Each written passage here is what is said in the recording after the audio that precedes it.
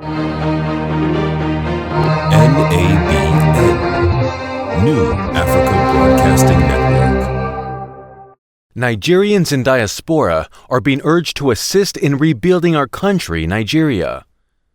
Senator Ben Murray Bruce, who made the call during Nigerian American Business Forum, NABF's inaugural conference in Tampa, Florida, said, Nigerians in the diaspora contribute $22 billion to our economy. You are the greatest foreign direct investor to Nigeria. You account for over 50% of the revenue of Nigeria. But you have no say. You pay the money, you have the right to vote. You will have the right to choose your president, your governor, your House of Assembly member, National Assembly member. You must have the right to vote. If you don't vote, you cannot be a part of the system. Fela Durotoye, a national builder, also believes that Nigerians in the diaspora have what it takes to assist in national building our beloved country, Nigeria. There is no nation known on earth that has been able to fulfill and maximize its potential without, in a way, some form of diaspora intervention. Obafemi Awolowo, Kwame Nkrumah, Jomo Kenyatta, I can go on and on. All of these guys were in diaspora when they came back home to try to fix their country. Why? It's very simple. Because diasporans have a higher level of mentality on the average than the mentality that created the problems of the nations that they were in. And you cannot use a lower mentality challenge that has produced a problem. You can't solve it with that same level of thinking. The second thing that you find out with diasporans is that diasporans have experienced what is still a future promise to people at home. Nigerians in diaspora are ready to make genuine contributions in rebuilding Nigeria.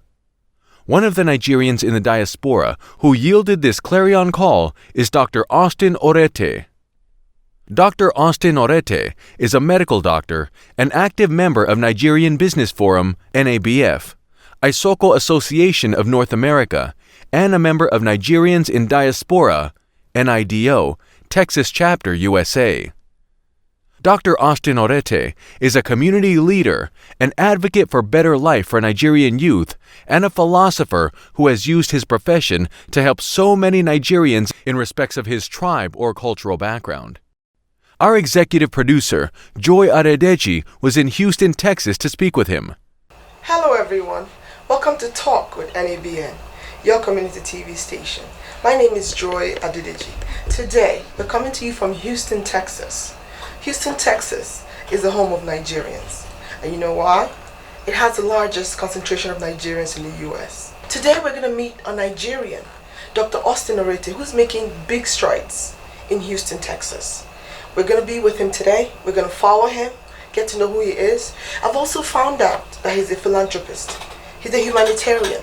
He's done a lot of charity work, and he's helped a lot of Nigerians in Houston. We're going to follow him and get to know more about Dr. Orete. Dr. Austin Orete, welcome to Talk with NABN. It's my pleasure to have you here.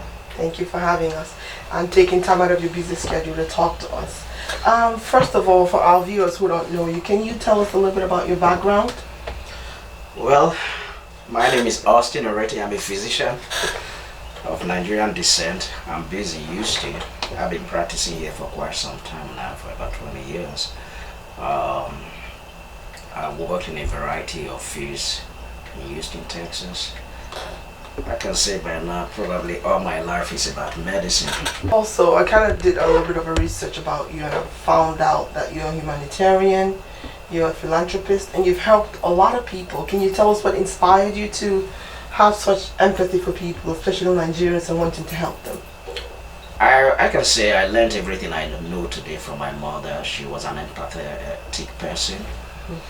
I decided to become a doctor so that I can give a feeling to those deep feeling within me, to be able to assist, to serve people in a better place. You know, medicine is about caring. That's true.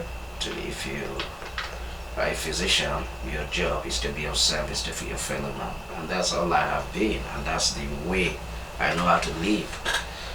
And it's been rewarding, it's been challenging, but it's a very interesting field when you get into the job of serving your fellow man. So do you derive some kind of satisfaction just seeing people do better, feel better, just from you either being empathetic or just helping someone who's in need?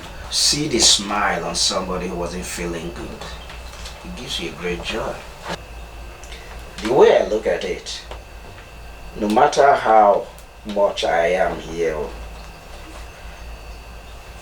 I still consider Nigeria my home and they are my people. And I feel pained every time when I see the suffering when I go there.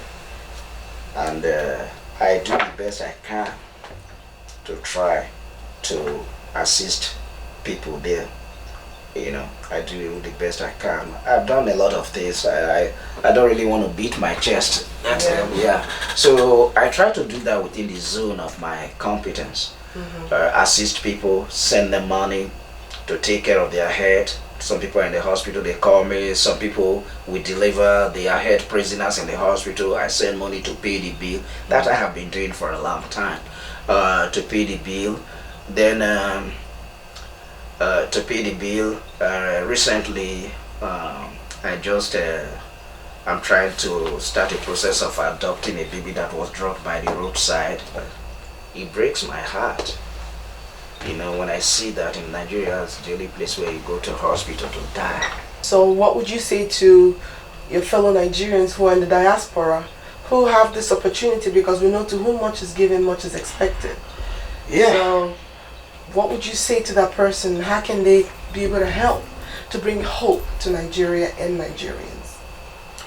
I would just tell them that don't think whatever contribution you give is too small.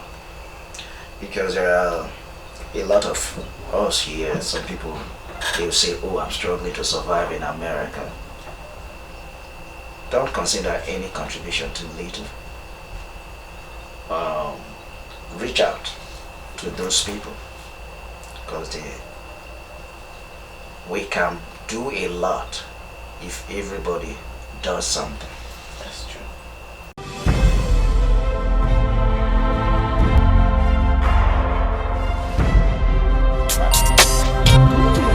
So we know the soup is going to be great, but eat in moderation. Oh, thank you.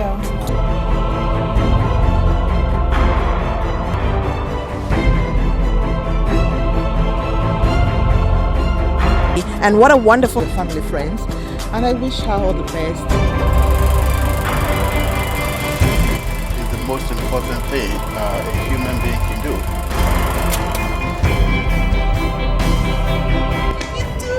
Why would you want me to sleep with another man?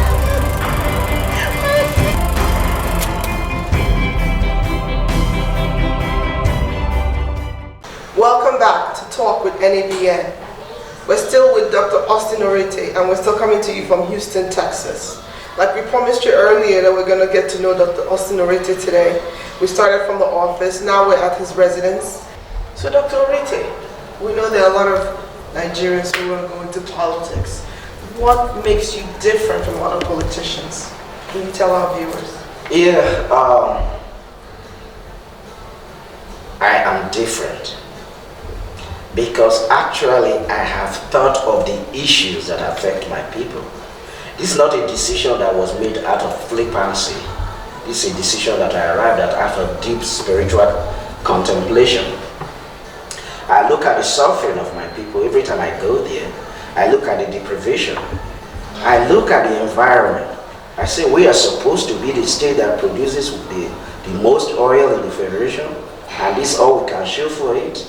Then I look at the caliber of leaders, people they call leaders. Then I look at the suffering of the youth. I say, this is a task that has to be done.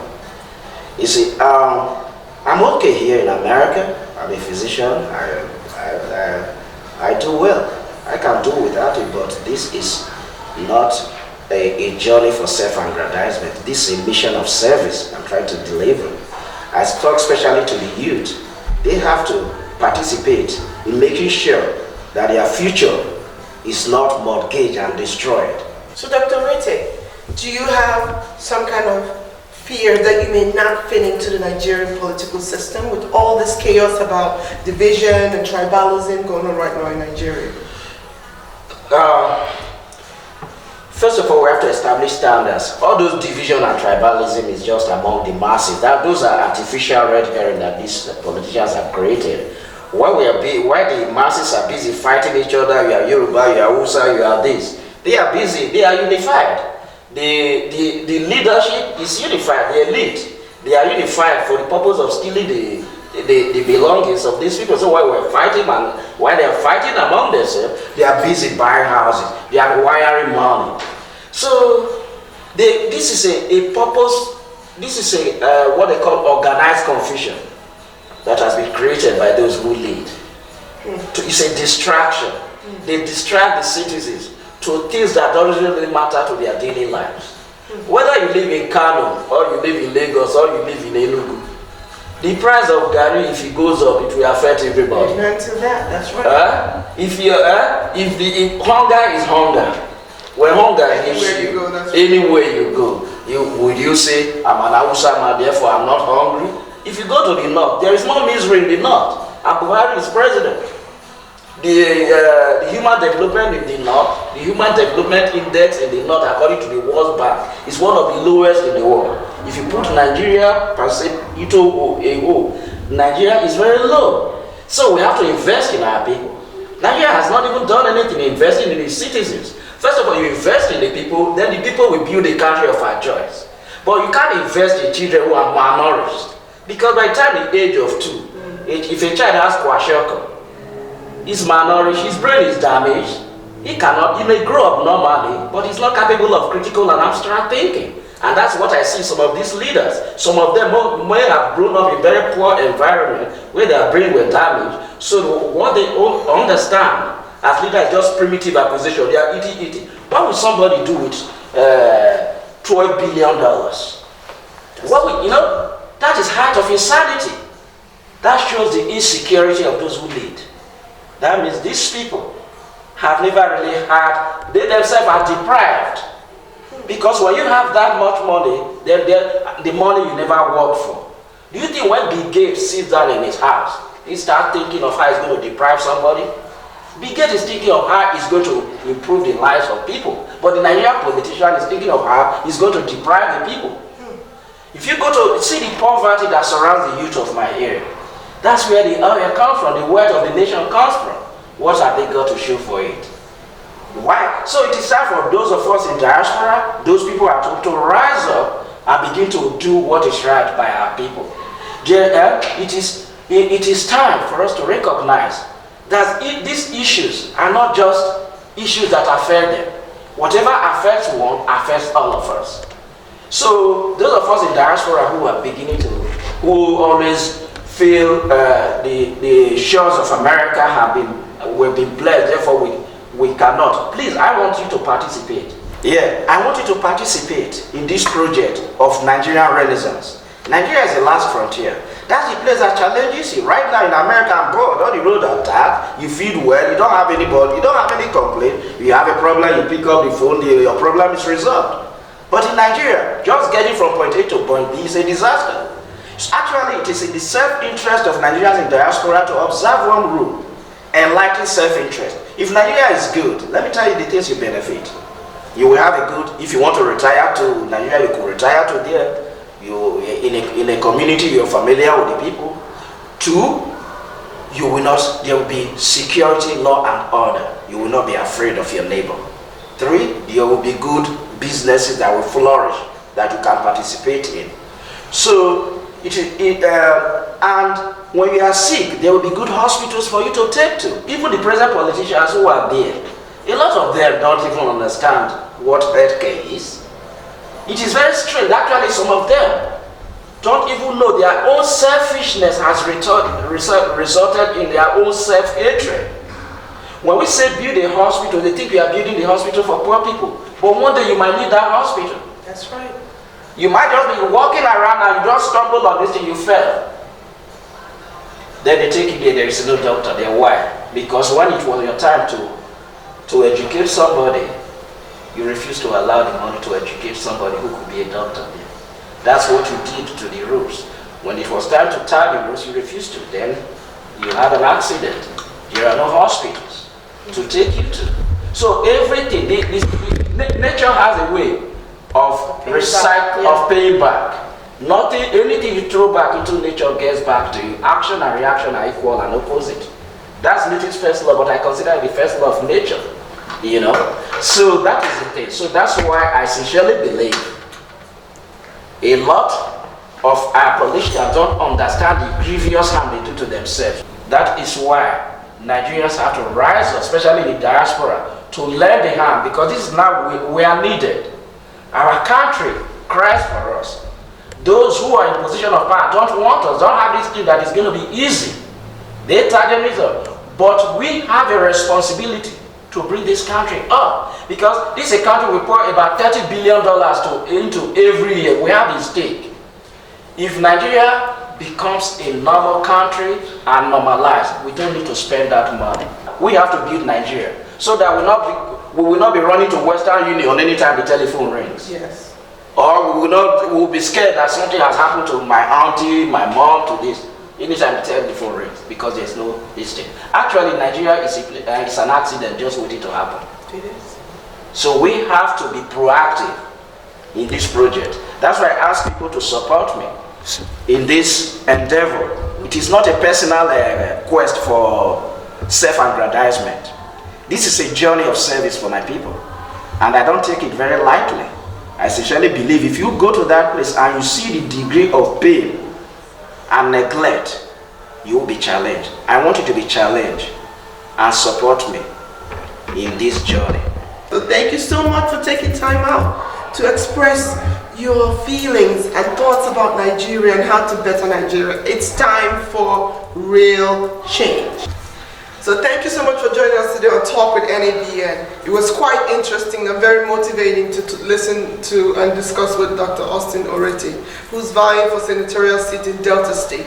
I hope you support him. You've heard him make his case over here. So if you or anybody that you know is making big things in the community, please reach out to us at napntv@gmail.com so they can be featured on this show also. We want to promote people who are making big strides in our community. Thank you so much for joining us. My name is Joy Adedeji. Thank you for watching. NABN, New African Broadcasting Network.